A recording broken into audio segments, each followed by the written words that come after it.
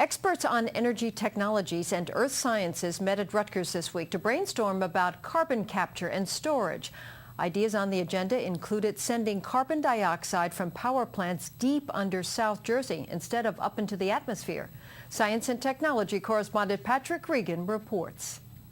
There were two starting assumptions here, that drastically reducing carbon dioxide levels in the atmosphere is a necessary response to climate change, and that this goal can't be met by conservation and alternative energy technologies alone. We invited 70 people from all over the country to come and talk to us about how to capture carbon from the atmosphere and from stack gases from coal-fired power plants, because we think this is one of the major ways which we can solve the carbon dioxide emissions problem for the world.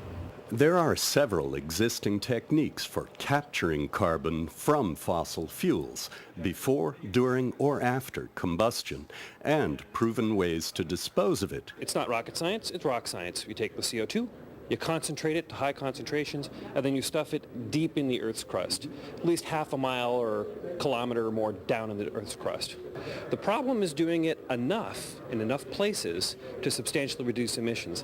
And that means basically injecting hundreds of millions, billions of tons of carbon dioxide every year. We've been working on thinking about how to do this offshore, far away from where people live, but actually taking a large power plant here in New Jersey and taking the CO2 and piping it 100 miles offshore and then injecting it down underneath the ocean floor where the CO2 would never ever escape.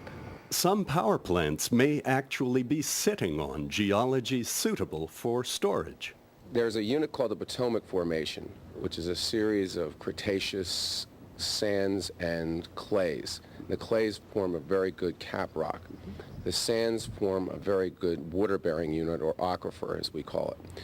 And those aquifers are mostly salty at great depth, so there are no potential use for humans other than storing carbon dioxide. But we've already characterized the sediments working with the New Jersey Geological Survey sufficiently well to know that our best targets are probably in the southern part of the state, close to the coastline. The real problem is removing carbon dioxide cheaply and efficiently, and the cheap part is really the hard part. Patrick Regan, NJN News, New Brunswick.